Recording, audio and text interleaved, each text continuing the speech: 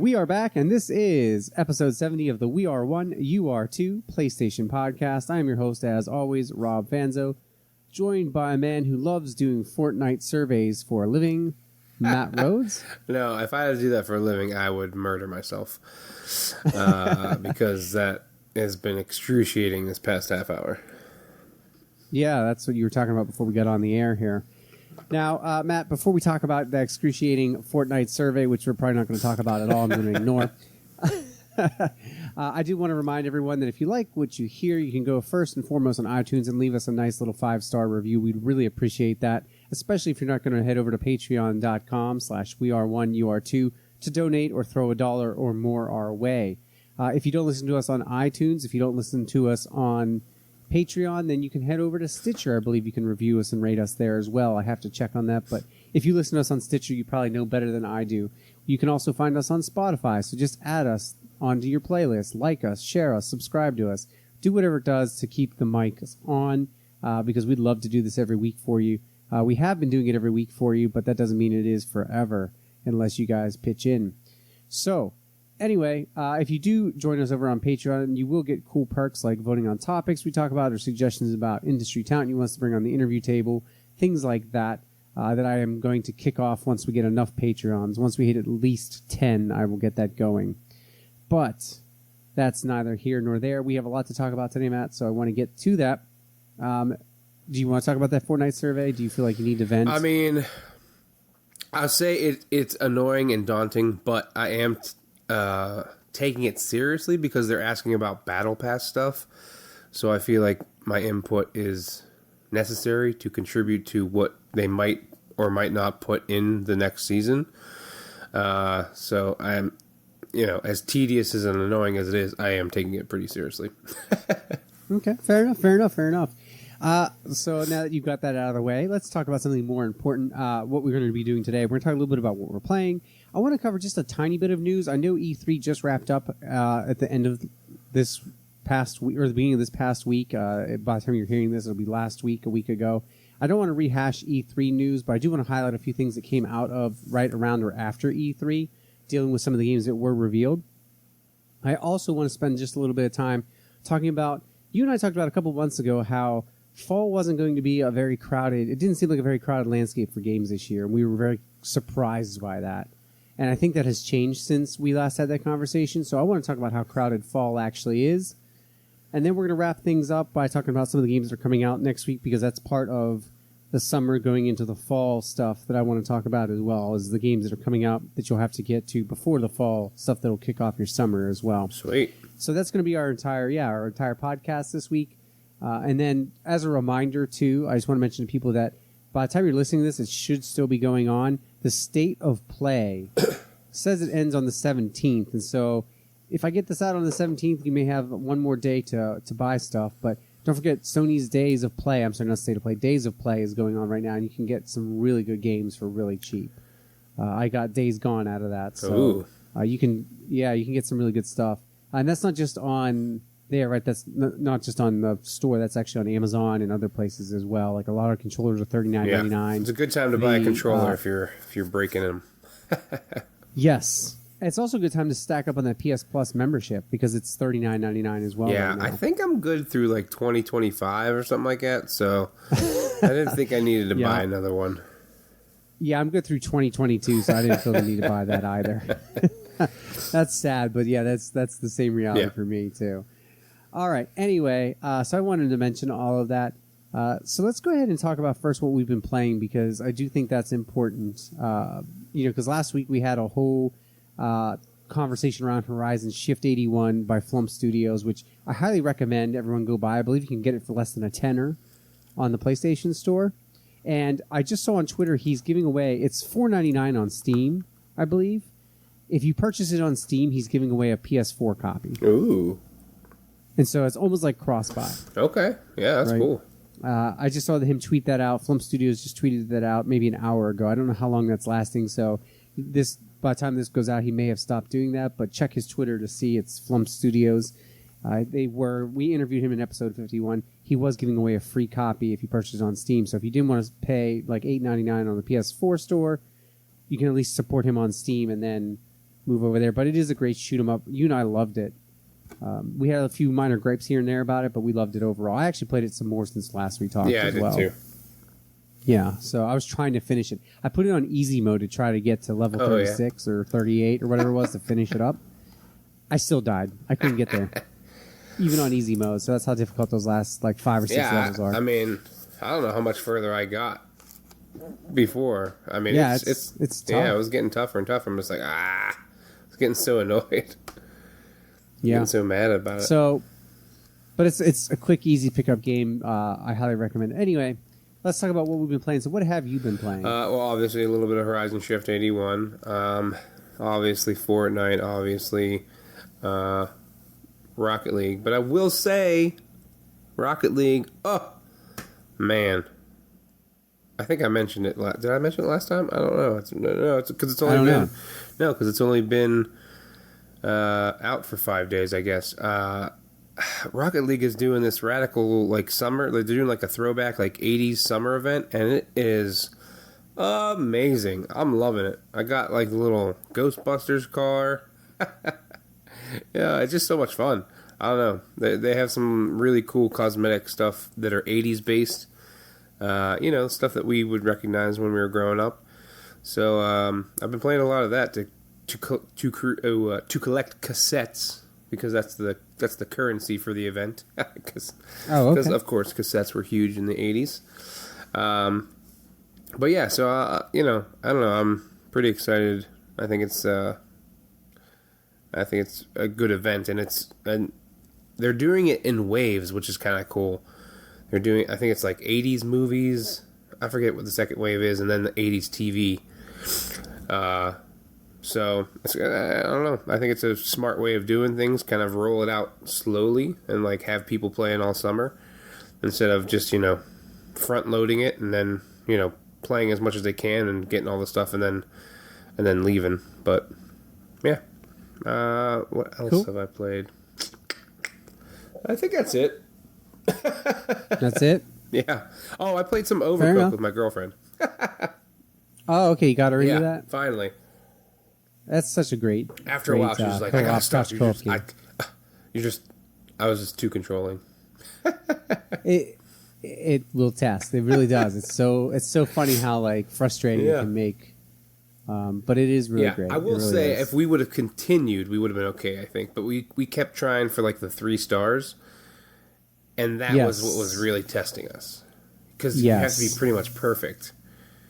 And there's this one, the one that we got stuck on was like, it's like this weird shape, and like only some of the ingredients are on one side and some of the ingredients on the other side. So there's a lot of travel involved, but you can't leave anything on the counter because there's rats.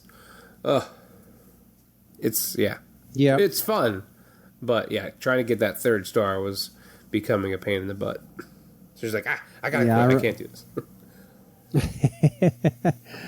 I do remember that. It did test quite a bit. Yeah, absolutely. But it's a great game. It really is. Awesome. So is that it? Yeah, that's it. What about you? What have you been playing, Robert?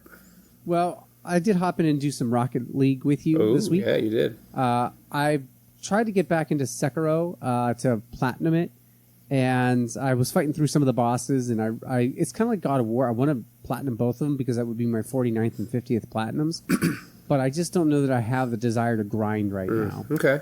And so I held off on that. Instead, what I did was I decided to hop into Metro Exodus, so I popped in a little bit of that, and it's more Metro. It feels a little sluggish. And maybe I'm used to some of the other FPSs that I've been playing, like Doom, that are just so quick. Yeah. It feels very sluggish. And I don't know if that's Artyom as a character. I don't remember that in the other Metro games. Maybe I'm just misremembering. Right. But it definitely feels like he moves like he's in like quicksand the entire time. That's annoying. Yeah, and so even like firing or fighting enemies, it feels like I'm fighting a quicksand. So it's a Red Dead pace. yeah. Which doesn't always work for FPS, yeah, of right? Course. And so I'm still enjoying it, but I'm a little concerned how much I'm going to stick with it, which I don't want to say that because I love the Metro series. That's one of my favorites. But that does concern me a little bit. So I'm playing through that. I also fired up The Surge because it was free last month on PS Plus. It was, yeah. Hopefully you downloaded it by now. And I actually, what's crazy is I played the demo a long time ago. Okay. And when I fired up the game, I went to hit new game, and I noticed continue was highlighted. So I hit continue. It picked me up where I left off in the demo. Oh, wow, that's cool. And so I don't know what... Yeah, that is cool, except I don't remember anything that was going on. So I spent like an hour orienting myself going, okay, where am I? What's going on? You should have captured some video for that. Wink, wink. I know I should have. I didn't think about it at the time. I was just so frustrated. Because even... Well, you know what? Actually, I could probably capture footage for that now, and it still would have the same exactly. Because I still don't know where I'm going. Like, I'm so lost. The only thing I've gotten better at is the combat, which it's very... It's a weird... It's action-y in a way, but it's more Souls-like. Yeah. Oh, it's definitely a Souls-like game. Yeah, and so I got through the first boss, which is cool. I'm in a new area, which is also exciting. And so I think I'm going to stick with it because I just really like upgrading in the grind. It's really fun. I've gotten the hang of parrying the enemies, which isn't really as hard as it is in Dark Souls, so I'm excited about that. And then the other thing I did was I fired up Blood and Truth, which is a VR game. It's based on the London Heist demo that they had like a couple of years ago that came out. And so you play a British gangster whose family has been, I believe the father has been killed, or kind of implied that he's been murdered, if I remember correctly, by a rival gang. And so you're fighting, or he's dead somehow at the beginning, and you're fighting basically to maintain control of your mob and maintain control of your control over the city. And so you're like fighting it out with a rival gang. Interesting. And it is really good of making you feel like it's Uncharted for VR is what it is. It's got like the action set pieces. Like I jumped out the window yesterday and I was like falling and like I could look down and see myself falling towards the ground. And then he reached up and grabbed on like a neon sign, and then I had to like climb across the neon sign onto the roof. Wow. And so... Yeah, and so, you know, even though it's just VR, I'm like looking down and gripping with my hands, and you have to move your hands across. And I'm thinking, because I'm terrified of heights, and I'm thinking, good thing I know this is VR because it still kind of feels real. Yeah. If I wasn't, you know, if there was a way to suspend my body and not recognize that I was at least sitting in a chair, I would have been very uncomfortable. But it's really good. Like when you're in there, you're in it. I mean, the shootouts are fantastic. You're diving all over the place, or the character's running through areas and you're shooting. And so it's a little bit on rails, but it's not, because you still have some freedom. Like you can click different spots to move to, and so that's really cool. And you point. You know, you have to like grab and reload your gun by grabbing ammo from your chest and popping it in, and doing different stuff like that. You can have guns behind your back, so you reach back with the move controller and can pull out the gun, the shotgun. It's really awesome. I really highly recommend it if you have a VR. I know it's supposed to be a really pretty game. It doesn't strike me as very pretty. Like I thought, because they're going for a more realistic approach, VR is not there yet. Like Superhot is much more appealing to me because it's cartoony. Okay, yeah. In terms of visuals, like cartoony games work really well on VR, but this is still good looking and still awesome. Okay. Like it's still really fun to play. Cool. And so I don't even care that it looks a little more like a PS3 game or even a late PS2 game sometimes to me. I enjoy the fact that when I'm diving out that window, I've forgotten about the graphics completely, and I'm just like, whoa, that looks like I'm going to fall. And now it's just based on the headset, really, right? I mean, it's just... That's true, because if you take it off and you look at your TV screen, it does look a little bit cleaner. Right? And so it's because of the limits of the technology of the headset. Yeah. But I think it's also just like the resolution of the screens inside the headset. Yes, exactly. But once again, once you're in there and you're doing it, when I'm having a shootout and I'm ducking behind a thing and I'm trying to plant C4 explosives while I'm having a shootout, you're not worried about that. I'm really not going, oh man, this isn't the cleanest, crispest graphics. I'm thinking, don't shoot me. Don't shoot me. I'm trying to plant C4 while I'm shooting you. Or like, there's a scene in a club where you can DJ scratch the records while you're having a gunfight. So I'm like scratching music and like making the lights go with one hand, you know, and with the other hand I'm shooting guys and I'm like shooting fireworks off. It's hilarious. That's awesome. I highly recommend it. So yeah, that's what I've been playing. So a lot of Sweet. VR. I spent probably about 3 hours on that yesterday.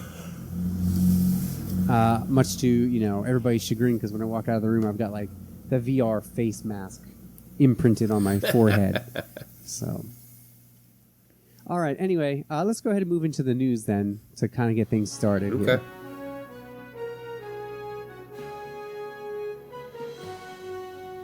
So this is the PS-news. We're not going to talk about a whole lot of stuff. I just wanted to mention a couple of things that had popped up this week after E3.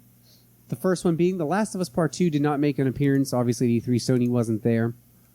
We don't need to talk about that. But it sounds like they were having a little conversation with Ashley Johnson, who is Ellie's actress, and she accidentally, almost possibly, confirmed the launch month in a Between the Sheets interview on Critical Role channel. This comes via Push Square. Asked about the release date, she responded, quote, "I think it's coming out in the..." And then she stops and interrupts herself. That's kind of cruel of them to do that to her, though, right? Yes.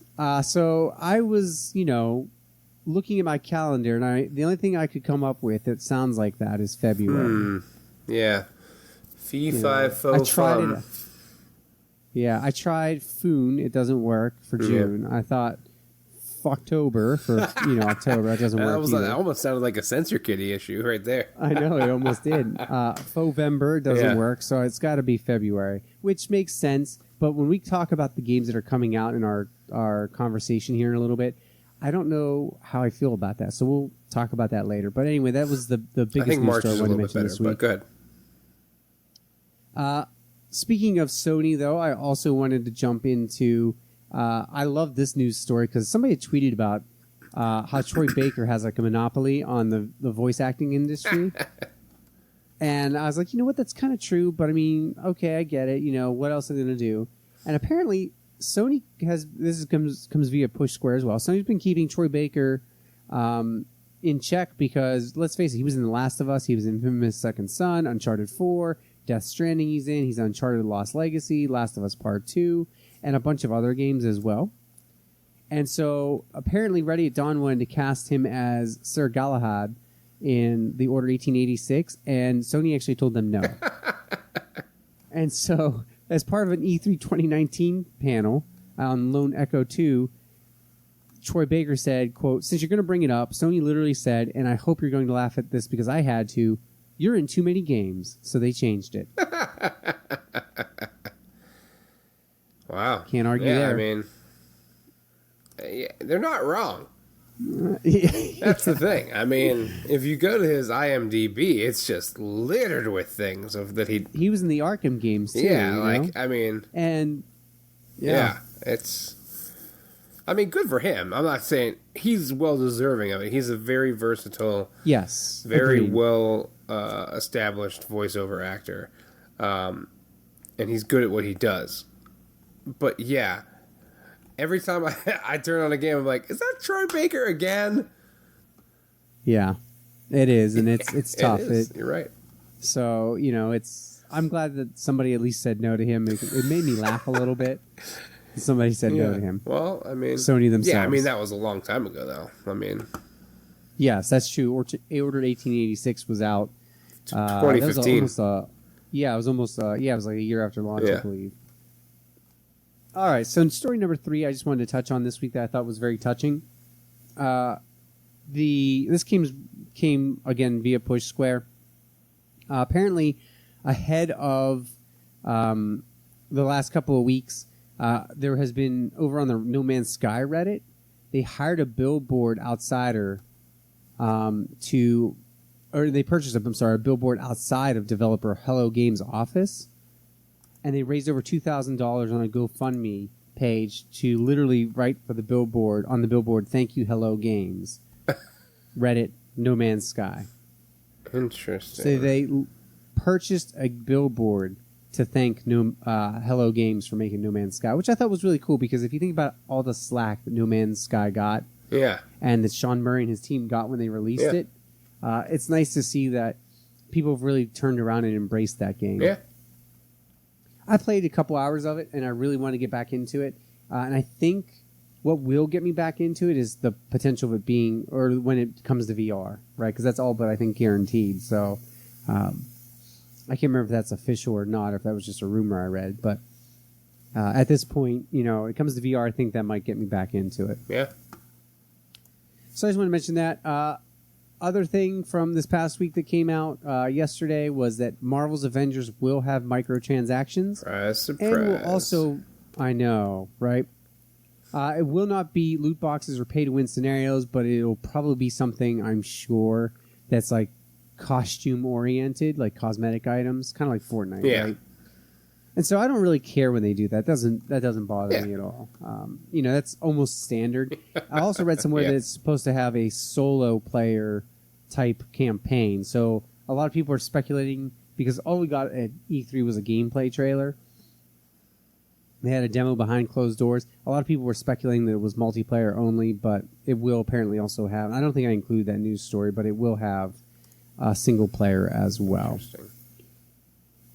Speaking of E3 last week, I thought it was really cool that Phil Spencer came out and said he wished that Sony was at E3. And so he mentioned that during a Giant Bomb E3 live stream. He said, I wish Sony was here. I wish Activision was here. I think E3 is not as good when they're not here. However, I will say in conjunction with that, he went on to explain he thought the show was a vital point and that we have to stand up as an art form in an industry and explain that we're not just slack-jawed kids in basements swearing at each other trying to headshot everybody, end quote, which I agree with. I do think, though, that E3 was weak this year, and we don't have to necessarily talk about that, but I thought there was too many cinematic trailers. And it felt kind of irrelevant to me. I don't know how much of E3 you paid attention to. No. Yeah. Very little. Yeah. Well, I went back and tried to watch some of the trailers, right? Yeah. And everything I watched, I was like, oh, okay, no gameplay. Oh, okay, no more gameplay. Oh, another one with no gameplay? And I can't help but wonder if that was because Sony last year had a bunch of gameplay, and people were like, oh, too much gameplay, this is annoying. I don't know. I have no idea. I wonder if there was too much, people took the developers took the backlash based on Sony's kind of janky, weird E3 last year. And decide, well, you know what, we'll just give them cinematic. Because the other thing with cinematic is then people don't have to be upset about the gameplay. People don't have to be upset about downgrades in visual quality if you just show cinematic trailers. Yeah. Right? Like Puddlegate with Spider-Man. I don't know if you remember that. I do. But yeah. So anyway, I just wanted to mention that as well. Wrapping up some E3 stuff. Cyberpunk 27, of course, we saw Keanu Reeves, the internet's new boyfriend. But Cyberpunk 2077 pre-orders are apparently way higher than The Witcher 3's already. Wow. So that came news of an interview with Bloomberg. Co-CEO Marcin Iwinski asked about how Cyberpunk 2077 is tracking. And he said that they are way higher than what we had on Witcher 3. And that ties in with another news story that The Witcher 3 has sold currently over 20 million units to date. Let me say that again. The Witcher 3 has sold over 20 million units. That is insane. That is insane. To put that in perspective, the latest sale figures attributed to Elder Scrolls Skyrim, which came out like 6 different times, is at 30 million units. Wow. And that was back in 2016. Grand Theft Auto 5, of course, has sold about 85 million or 90 million units as well. But that's really impressive for The Witcher. Yeah, I think so. That's hugely impressive. So I just wanted to mention that as well.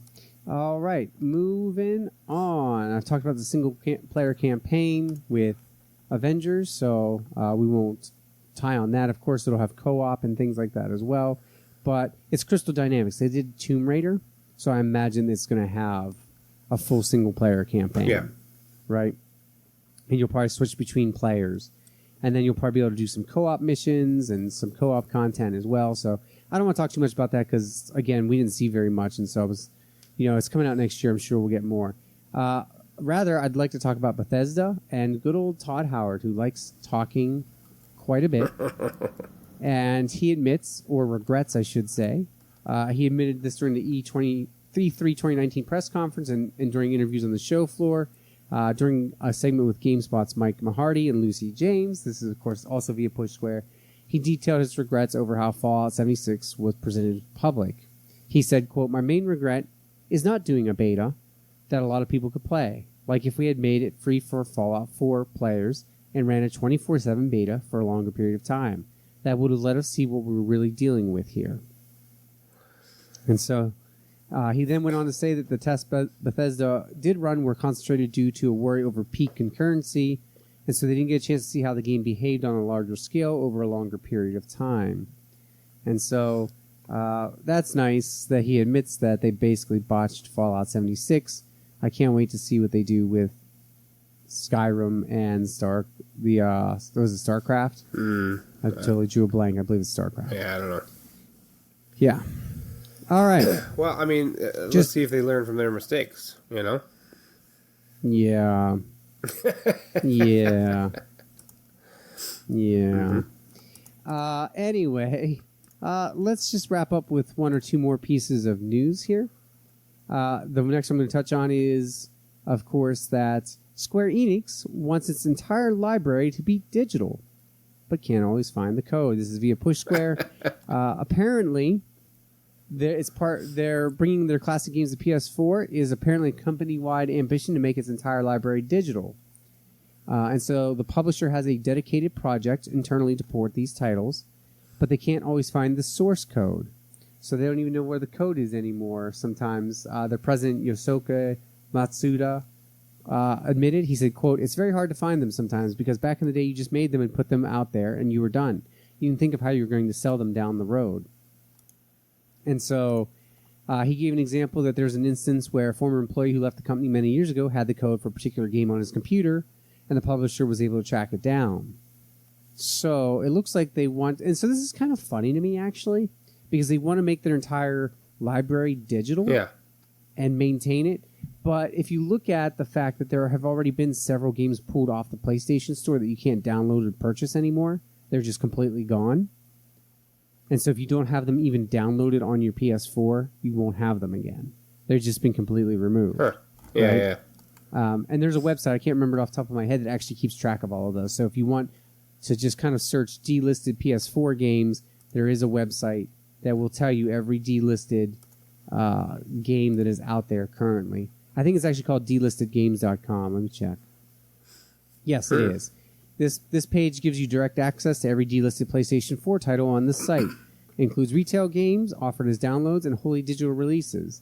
And so everything from games that you may not care about, like Demon's Age or Drawn to Death, which we knew had been pulled because they shut the servers down, to games like Dead Star, to Deadpool, to Ghostbusters. Now, of course, Ghostbusters got pulled because they're re-releasing the original one from PlayStation, right? Yeah. They're remastering that one. So. But all the Telltale games are basically going to be delisted and gone as well. And so, people who talk about physical versus digital, this is why physical is so important, because you just never know. It might be gone any day. It could just get pulled, and there's nothing to stop them from doing that, right? Yeah. And so that's interesting to me that Square Enix wants to maintain their library like that, and yet they can't in a way because Sony could pull it off the store if they really wanted to at any moment. Yeah, exactly. That's just, I thought that was very bizarre and interesting. That's why I wanted to mention that story. The only last story I wanted to mention that I'm having a hard time pulling up for some reason is that it was announced that Konami, they had a special announcement, and of course they got iGaming a while ago, but they are bringing back a mini console. Did you see that? Yeah.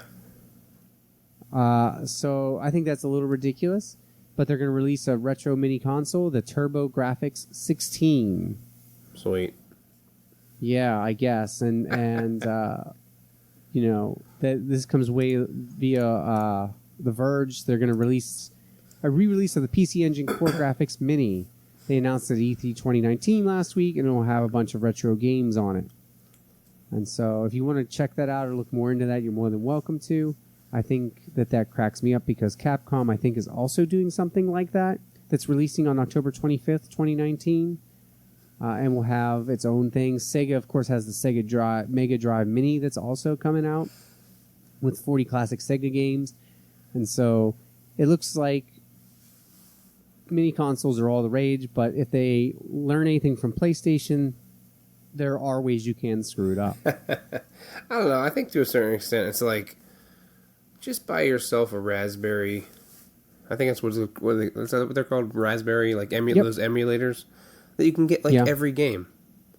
Yeah. You know what I mean? Like it's just like literally like it's about as big as a mini box. And then you just have your own like little USB controller that you put into it, and it has every game on every console from all the retro stuff. I agree. Well, I may pick up a Sony PlayStation Classic if they're really going to be $30. I mean, if they're $30 and you can still get them, that's absurd. Yeah. Well, what do they drop? I mean, they started at $100. Well, no, I know remember? that. Yeah. I know that. But what are they at right now? Is what I'm saying. Well, they dropped to $60, and during the days of play sale, they're $29.99. Oh, okay. They are still okay. I couldn't remember if it was dropped in price because of they weren't doing well, or it was the game or if it was the. Well, they did drop them because it wasn't doing well, but then for days of play, clearly they're still not selling. Yeah.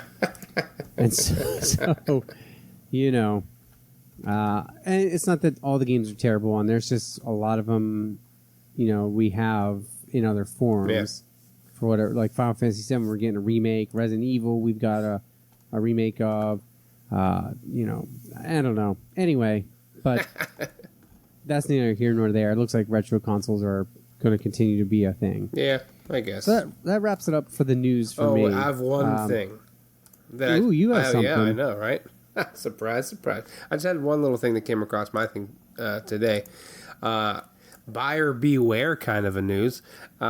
If you saw the awesome looking Cyberpunk 2077 jackets that they gave out to all like the reviewers as like swag, I did see those. Do not buy them. CD Projekt Red says do not buy them for $400 on eBay because they're putting out a similar jacket on their store. And it'll probably be cheaper than $400. I would imagine, yeah, it'll be cheaper than $400. It might be expensive, but I'm sure it'll be cheaper than $400. But yeah, it was like a buyer beware, like please don't buy it. Well, not that please don't buy this, but like, you know, just so you know, don't, if you spend $400, we're gonna release a jacket that's similar to this, so it's not that exclusive, I guess. Yeah. So I'm excited about that. Yeah, I mean, it makes sense. Those jackets were pretty nice looking, and they're reversible. Heck yeah. I don't know. That looked amazing. Yeah, I did see that news story. I didn't include it because I didn't know how worthwhile it was. Yeah. But yeah, that's awesome. I didn't read it. I realized that they were doing something with it. Yeah. Good stuff. Yeah, exactly. All right. So, real quick, for those people who were paying attention earlier, on the PlayStation Store, Horizon Shift 81 is $8.99.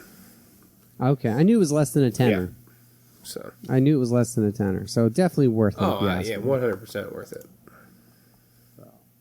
Definitely think about getting that. All right, that's all I've got for the news. That's it. Let's move into our topic, shall we? Sure.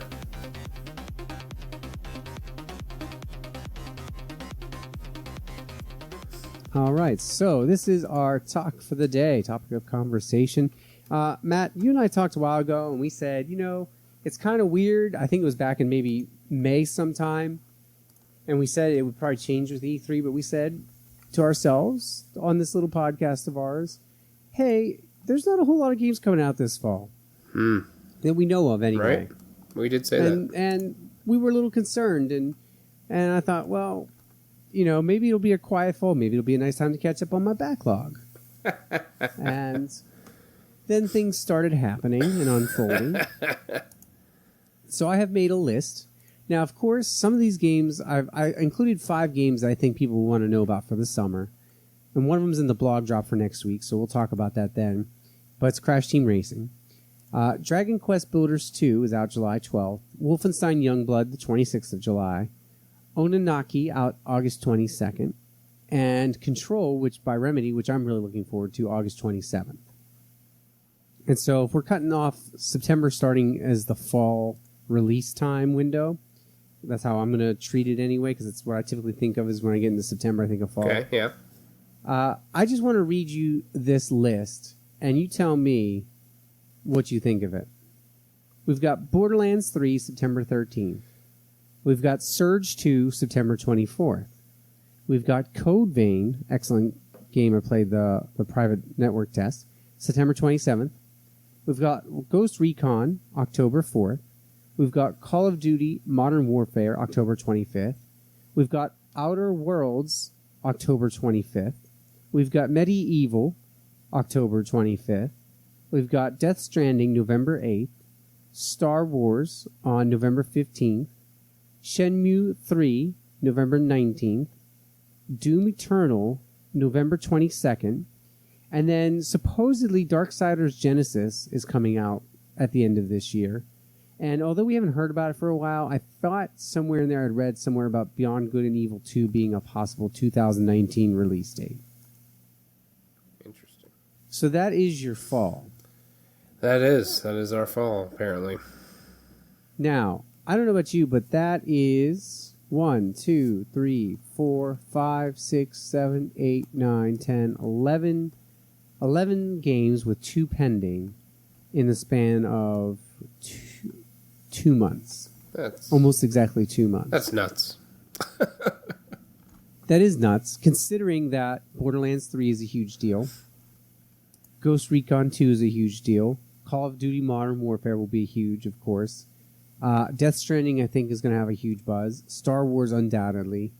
Doom Eternal, obviously, as well. And so I don't think, necessarily the Surge 2, Code Vein, Outer Worlds, Medieval, Shenmue 3 are going to necessarily blow the doors off of sales. But I do know they all have their crowds that are excited about those. Yeah. And so that is a busy fall. What happened? Where did this all come from? Like, where did we get this all of a sudden? There was nothing. I think when we talked about this a couple months ago, we mentioned a Call of Duty. And I didn't include any of the FIFA sports games, right? Because those are always top selling. Like, FIFA's always in there. I think Madden's August 20th. Yeah. I didn't include those as well, and those are also big sellers. But where did all this come from? Is this seem pretty typical for a fall for you? I mean, it seems typical in the fact that everyone's putting games out during, the season to get money out of people. Yeah. So I wouldn't say I'm necessarily as surprised as you. But the amount of games that they've just announced, or, relatively just announced, is pretty staggering to me. Yeah. I mean, obviously obviously we've known about Death Stranding for how long, but for them to be like, oh, it's coming out this year. Yes. Yikes. Well, I think a month ago, when we talked about this, even Borderlands hadn't been announced yet. Yeah, right? Exactly. And so all we knew for sure this fall was Call of Duty. Yeah. I think, and that might have been it on that list. We mentioned Call of Duty, and I don't remember talking about any of these other games back then because we didn't know they existed. Yeah. And so I guess I'm surprised because, Borderlands 3, we knew that Borderlands was in development. I didn't expect that to be this year. The Surge 2, it had been hinted at, but we didn't expect... They told us that they had been working on another Surge. I didn't expect that to be this year. Code Vein was supposed to come out last year and got pushed back to spring and then got pushed back again. And so it's finally out in the fall. Ghost Recon 2 was a surprise. Outer Worlds we knew about from E3, I believe, last year. But I didn't expect a date of this year. Yeah. Medieval was kind of a surprise, I think, because they had been talking about being in development, didn't mention it. And it's even more surprising that that's coming out on October 25th because that's a Sony game. And then you've got Death Stranding, another Sony exclusive, November 8th.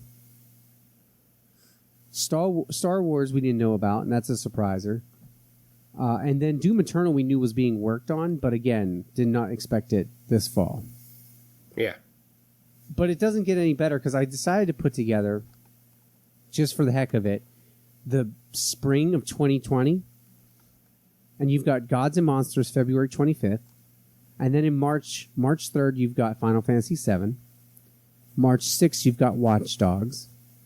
Sometime in March, you've got Vampire Masquerade 2 Bloodlines. Cyberpunk 2077, April 15th.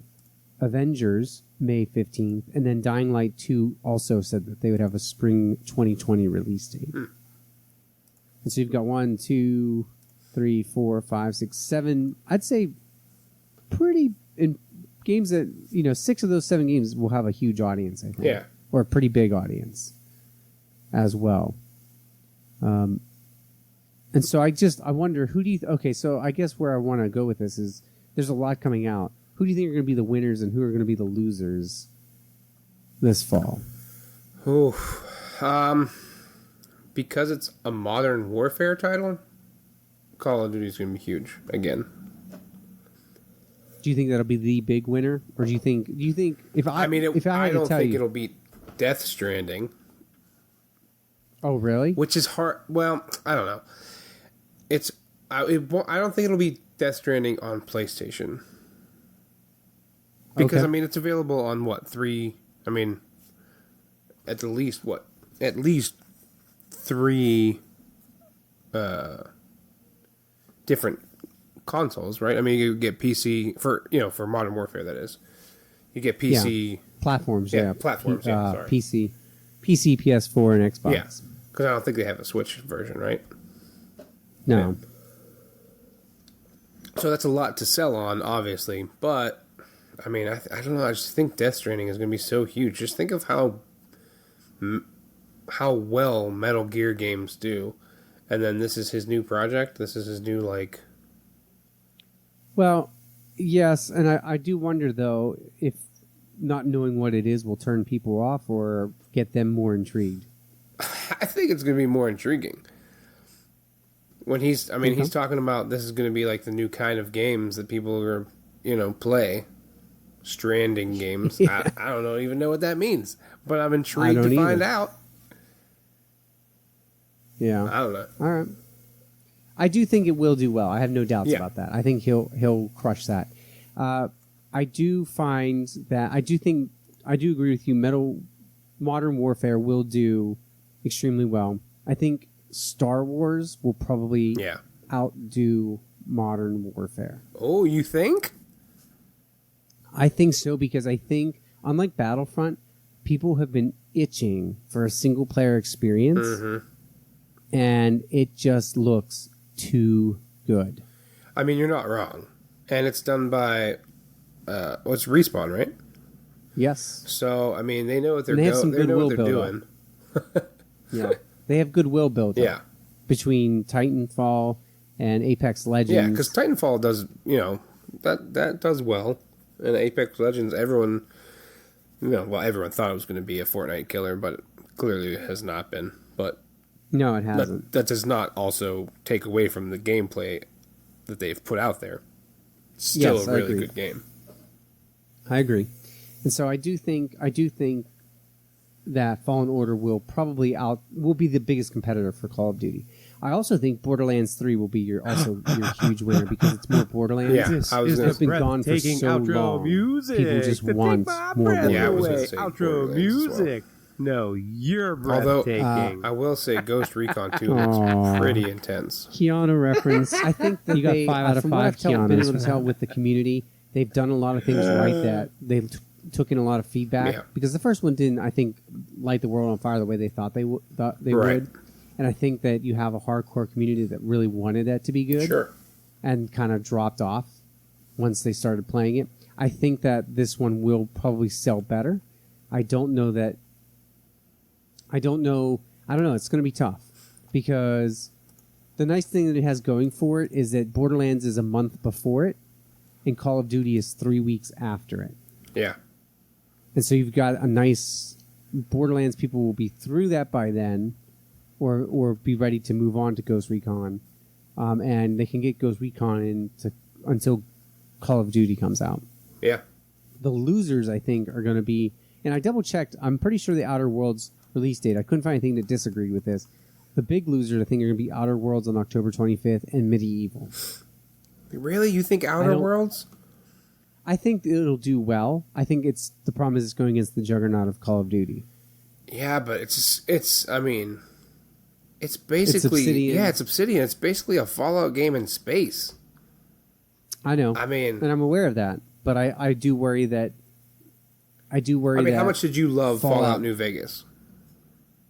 Yeah, I did. I really enjoyed it. Yeah. I platinumed that one. Yeah. And I'm really excited for Outer Worlds. And since I'm not a Call of Duty person, I think that Outer Worlds will be my if I had to pick one that day out of those three, as much as I love Medieval, I've played it before. But I do think that I'm not saying it's going to be a loser as in it won't do well. I just think it won't do as well because when I look at that timeline there of Call of Duty on the 25th, Outer Worlds, and Medieval, and then 2 weeks later I've got Death Stranding. Mm-hmm. I don't know if I'm going to want to pick up Outer Worlds because I'd rather just wait 2 weeks and get Death Stranding because then the week after that I also have Star Wars. Yeah. And then the week after that I have Doom. And if I had to pick... I know how much you love your Doom. I know you didn't finish it, but Doom was so good with gameplay. You really need to go back and give it a second chance. Yeah. It is just so much fun, particularly the further you get into it. Once you get the shotgun, and some of the other weapons, it's just the moment-to-moment gameplay is so good, and it looks like Doom Eternal has expanded on that. Yeah. And so, if I had to take 3 games for this fall, I could easily save all 3 of them for November: Death Stranding, Star Wars, and Doom, and I'd be good. I probably won't do that. I probably will wait on one of those because I really, really have been looking forward to Code Vein for almost 2 years. Yeah. So I don't know, that's tough. I mean, what's interesting when you look at all of these games, though, Borderlands 3, single player, with co-op experience, Surge 2, single player, Code Vein, single player, Ghost Recon 2, multiplayer experience. They said something about patching in single player AI. Call of Duty Modern Warfare single player campaign, Outer Worlds single player, Medieval single player, Death Stranding single player, Star Wars single player, Shenmue 3 single player, Doom Eternal single player. These are all. There's not a single really games as service listed in there. Yeah. This fall, which is kind of nice. Yeah, I think it is. It's going to be a really nice fall for single-player gamers or for people who want maybe just co-op couch or, co-op whatever. Don't have to worry about persistent world. And so... Yeah. Death Stranding, you're going to socially connect with people, but we don't even know what the hell that means. So I'm not qualifying that as game of service, right? It's not Division. Yeah. So when I look at that, I do wonder, and actually... If we just scroll forward a little bit... I just realized you left out Control. I mean, because it comes out way earlier. I guess it's not technically fall, but... Right, I did mention that, actually. Yeah, I did mention that as my one cusp of fall game, right? Because it's August 27th. Yeah. It kind of gets into that nice, end of summer, I really want to play something new. I can dive before the fall chaos begins. Sure. I do worry with it being 2 weeks before Borderlands if that's going to hurt. Because when games are only 2 weeks apart, you're talking about $120 typically, right, in 2 weeks? Yeah. Not a lot of people have that kind of disposable income. I mean, I guess we kind of do, to a certain extent. But to a certain extent, we do. Yeah. I did. Yeah. Not to that degree anymore. I still have some, right? That's a whole other situation with the job story. But I do have some to this point. But certainly not enough to support. Because if you look at the ones I bolded on the list, 1, 2, 3, 4, 5, 6, 7, 8 games, those 8 games would be day one purchases for me normally. Yeah, of course. I would do Control. I would do Borderlands 3, Surge 2, Code Vein, Outer Worlds, Death Stranding, Star Wars, and Doom. Those would be my... have to. And Darksiders, I think, appeals to me, but I don't know when the release date is. Well, and just also think of how on November 23rd how big your backlog would be. Yeah. The day Absolutely. after Doom Eternal came out, how enormous your backlog would be. Yeah. And so that's the thing, too. Those are all games I'm interested in, but there has to be losers, and so Borderlands 3 is not going to be a loser. I think Surge 2 is kind of in a dangerous position because what's smart about them giving away on PS Plus last month is it gave me a chance even to play it, right? Because I hadn't purchased it. I'd only played the demo, but I knew it was a game I wanted to get to. But that's the problem. I knew it was a game I wanted to get to, but I didn't purchase it.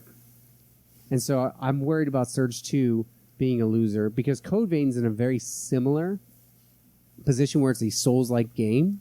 Okay. But it's more anime style. Oh, okay. And if I had to pick between purchasing one of those two, it would be Code Vein every time. For somewhat similar gameplay mechanics, but Code Vein just looks way more interesting to me, and my Twitter feed has been blowing up about when that network test came out about how awesome Code Vein was. And so I do see that. I think that's going to be a loser because it's a week before Ghost Recon.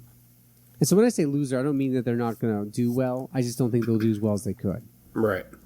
Borderlands 3, Ghost Recon 2, Call of Duty Modern Warfare, possibly Outer Worlds, Death Stranding, Star Wars, and Doom will all be winners. I think Shenmue 3 is going to suffer. Medieval is going to suffer. Code Vein might suffer a little bit. Surge 2 is definitely going to suffer. And so, the other question I have for you is, are any of these Game of the Year in there? For me, I mean, if you think about this year, what's come out so far, are any of these going to take away the title from anything that's come out earlier this year? That I mean, I think people. I'd have to do more research. I mean, Death Stranding obviously will definitely be up there, but yeah, I think Death Stranding, don't know. Sekiro. Well, I mean, if you think about stuff that did come out earlier this year, DMC 5, Division 2, Mortal Kombat 11, Sekiro. I'm drawing a blank. Exactly. We'll have a whole episode on that, I'm sure. Yeah, well, you know what, too? When I think about Metro Exodus came out this year, but there's nothing that's made a huge splash, I guess. Right. You know, I've seen a lot more negative press this year on stuff than I have positive stuff. Yeah, which is a shame. Yeah. I think that's kind of why I'm so happy that we're getting back to this single player. Yeah. Yeah, I agree. And so I think Death Stranding has a good chance to be Game of the Year. I think Star Wars has a good chance to be Game of the Year. I think Borderlands 3 possibly as well. Okay. And more so just because of the hype around those three. Okay. You know, and there is something to be said about hype level that ties into or factors into Game of the Year as well. Yeah, that makes sense. You know, Surge 2, Code Vein, Ghost Recon, those aren't... Call of Duty never up there for Game of the Year. It doesn't matter how well it sells. It's not going to count. Yeah. It may get, like, Best Shooter or whatever, but... Yeah. Definitely not Game of the Year. Game of the Generation will be next year, and that'll be Cyberpunk 2077. Yeah. Although I shouldn't say that, because Witcher 3 was my Game of the Generation, and, you know, in some ways still is, but... Yeah. So we'll see what happens there. All right. That's all I've got. I just wanted to highlight, you know, what was coming out this year, what we thought might do well, what might not do well, what might be Game of the Year, and what might be a day one purchase. Yeah. I mean, yeah, for me, a lot of those don't appeal to you. Yeah. You know why? Why? Because I didn't put Rocket League or Fortnite on this list. No, I'm super stoked about Control. That'll be a day one purchase for me, 100%. Borderlands 3, I barely played the other ones. Not that I necessarily think that I have to play 1 and 2 to understand 3, but it's kind of up in the air for me. Surge 2, Code Vein, absolutely do not give a crap. Ghost Recon 2, meh. Call of Duty Modern Warfare, maybe. I mean, I remember the original Modern Warfare, and I really enjoyed playing that, so that's a maybe. Outer Worlds piques my interest more than anything else in September, October. And then I do want to get Death Stranding, and of course Star Wars. I mean, I'm super excited about Star Wars Fallen Order. So for me, I mean, it's still semi-crowded, but not to the level it is for me. Yeah, not until November.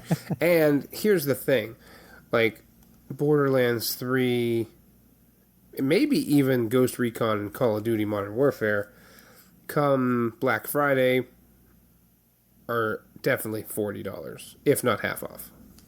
Oh yeah, that's the other thing we didn't talk about.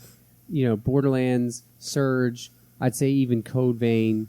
I feel like Ghost Recon 2, Call of Duty, maybe even Outer Worlds, like you said, all definitely Black Friday sales.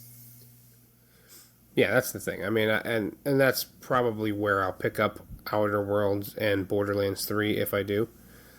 Yeah. But I'd even throw Medieval in there. I bet they would discount that on the PSN for Black Friday. maybe, yeah. Like a digital, like 20% off or something. Yep. Yeah. Now, Death Stranding, Star Wars, you won't see No, that. God, no. And Doom, no way, because it comes out like 3 days before Black Friday. Yeah. So, yeah, no way. All right, fair enough. And then moving in the spring, just real quick, just wanted to mention, Final Fantasy VII, Watch Dogs, Vampire, and Cyberpunk. I think you've got a very crowded. And then, of course, certainly Avengers, and depending on when Dying Light 2 comes out. Oh, and I didn't include Last of Us Part 2. That was what I originally wanted to mention from that news story. If that's February, Yeah. if that's early February, Sony has a win because you're beating out Final Fantasy VII, Watch Dogs, Cyberpunk, Avengers, and Dying Light. You need to release that February, like Ashley Johnson accidentally hinted. Like February 10th or February 18th, something like that. You're golden. You've beaten the Final Fantasy VII crowd, the Watch Dogs crowd, the Cyberpunk crowd. I mean, they definitely need to release it before Cyberpunk. Yeah. And they know that. Yeah. Or it needs to be like June. It needs to be like a year away. Yeah, and that would also be smart too because that would give some time from the Avengers and Cyberpunk hype to calm down. Yeah. And I know Sony's looking at that schedule. Oh, I know absolutely. that and I think they actually wanted to release it in November, but then Kojima was like, "Oh, we're done," and they're like, "Oh, what? You're done? Yeah. Oh, we had you slated for 2022." Yeah. All right. Well, we can push Last of Us back. I know there's a conversation to happen somewhere in there. Yeah, that wouldn't shock me at all. Yeah, because we kept hearing little hints and tidbits here of a potential 2019 release, and and I think it's got to be February because then maybe hopefully Ghost of Tsushima is your fall 2020 release alongside, just like they did with Infamous Second Son alongside the new console, right? Yeah, I could see that.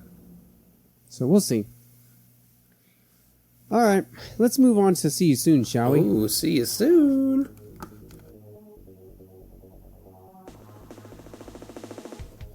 All right, so this is See You Soon. This is where we read PlayStation blog just to let you know what's out there so that you care. So that if there's something that you maybe didn't know about or you don't have something to play that's, you're sitting around and you don't have a backlog, which I don't know if that's even possible. You can hop in and play. So you want to go first? Or you want me to go first? You can go first. All right. Another Sight extended out digital 6/19 PS4. A teenager who has lost her sight, Kit, and a mysterious cat, Hodge, team up in a surreal fantasy adventure into the unexpected, both together and separately, each using their own unique talents to explore compelling environments and solve intriguing puzzles. Now, this next one I am super pumped for. Oh, that's why you wanted to go second.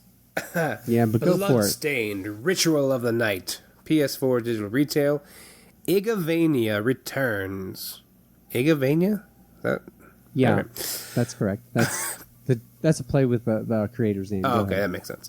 Igavania returns. Play as Miriam, an orphan scarred by an alchemist's curse, which slowly crystallizes her body.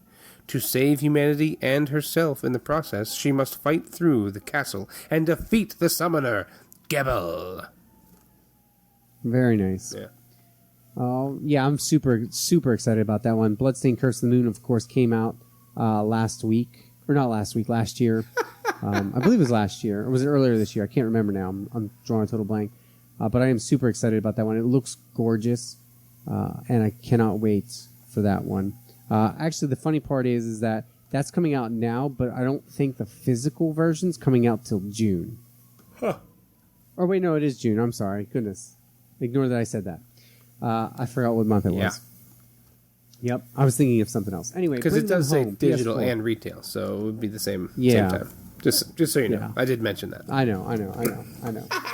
Bringing them home. PS4 digital out 6/21. Bringing Them Home is an exciting puzzle game in which you must rescue little astronauts by being clever and imaginative. Since each astronaut has unique abilities, complex puzzle worlds must be mastered to find a way out.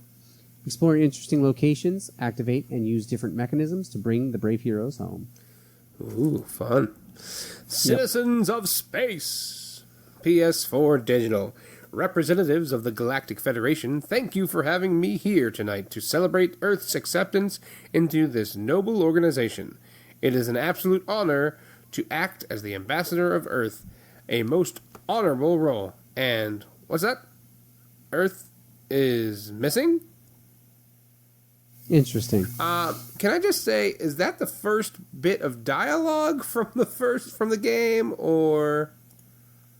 I don't know, but that's a clever write-up to at least give us something interesting to read. Yeah, no, I like it. It doesn't tell me what it's about or how it plays or what kind of game it is, but hey. Yeah, it's like you're giving a speech to... Yeah. I like it. All right. Crash Team Racing. I'm pumped about this one, too. Nitro Fueled. PS4 digital out 620, retail 621.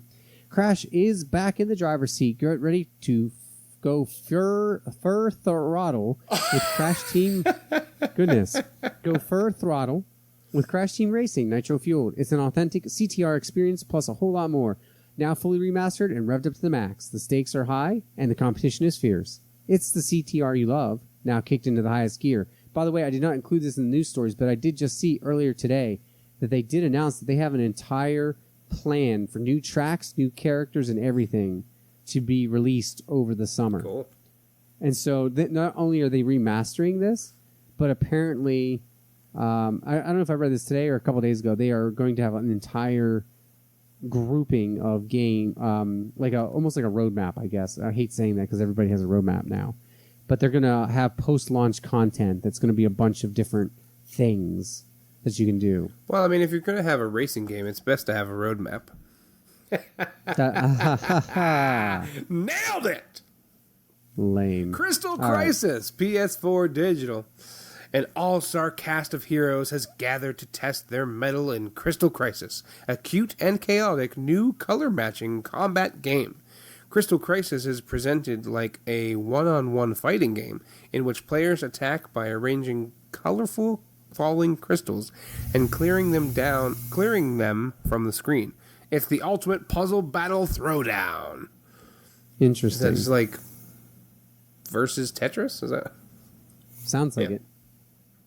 Siberian, the time-traveling warrior, PS4, PS Vita, digital cross-buy. This, the cover art on this looks amazing.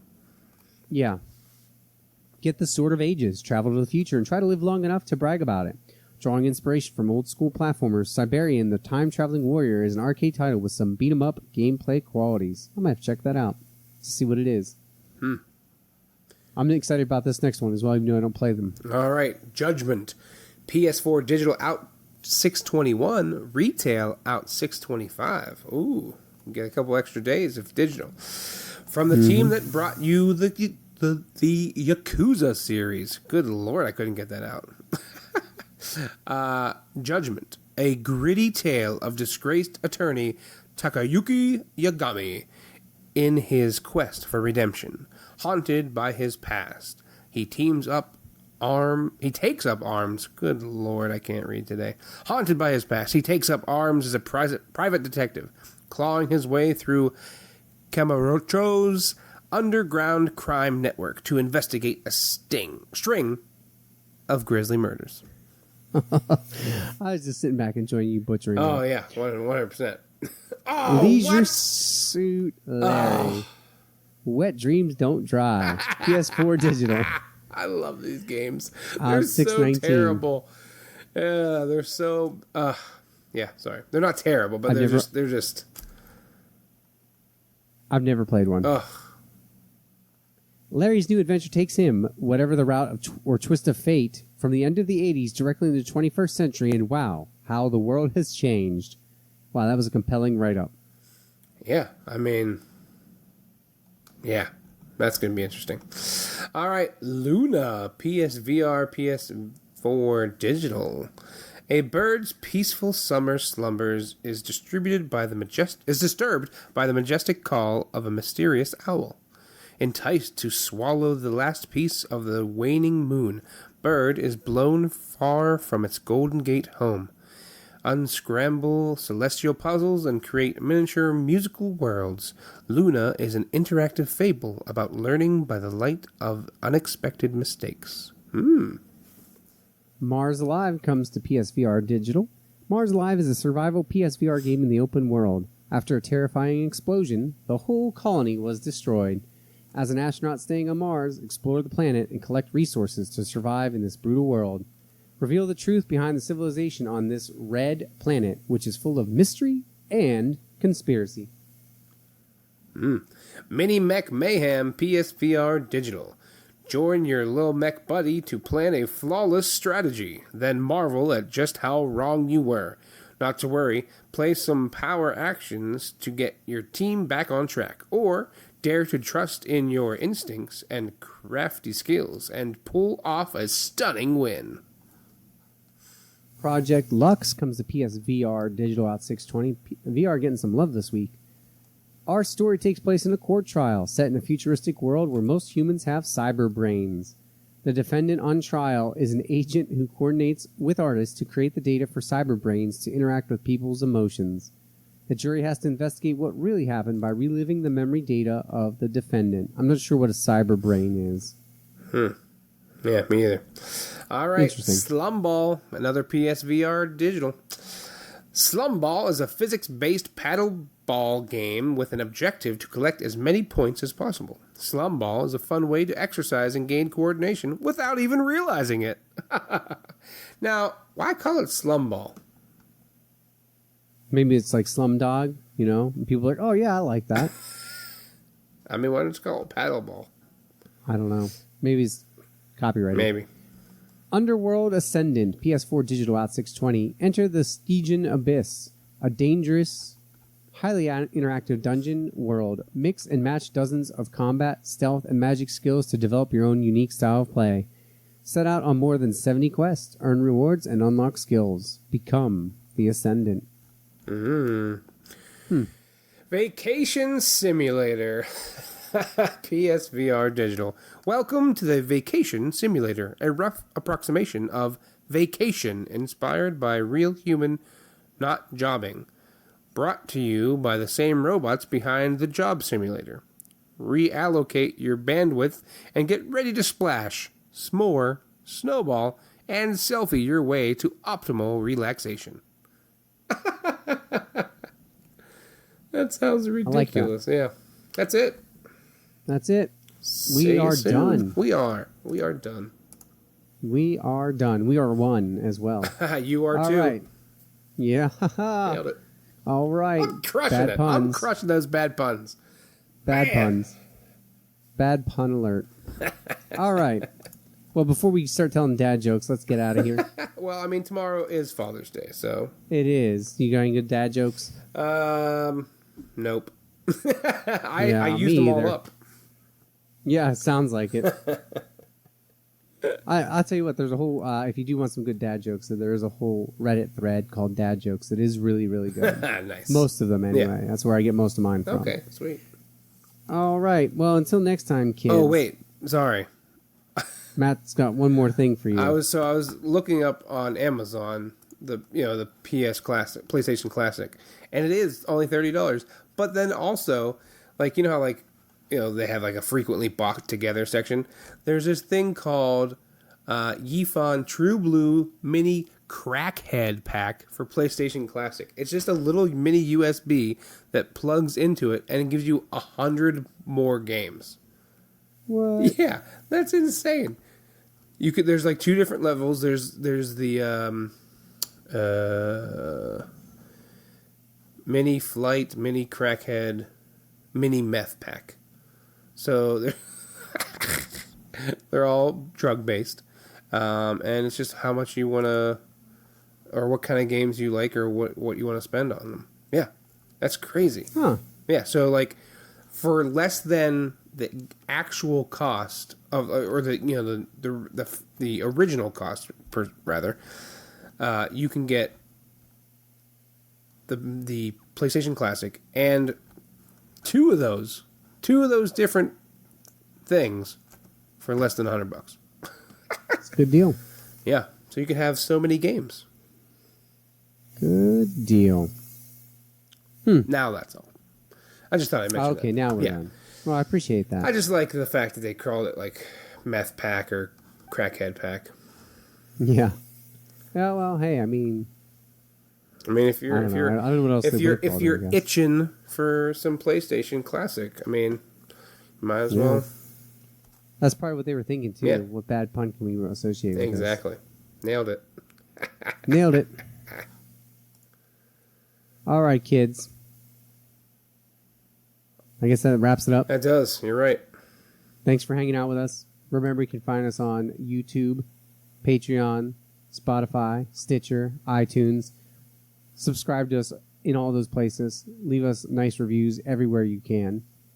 And then if you want to, if you really like us, if you really, really like us, which I know you do, you can head over to patreon.com and drop $1 our way. Ooh, fun. Also, shoot Rob a little tweetily tweet about That's what right. your top 3 games are for the That's right. fall.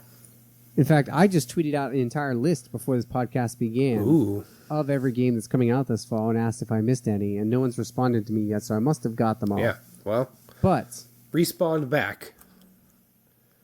yeah, So we know what your top 3 are. yeah, and I'll mention my top 3 on there as well. All right, you can find me at We Are One, You Are Two. Pretty simple. All right, until next time. Game on. Game on.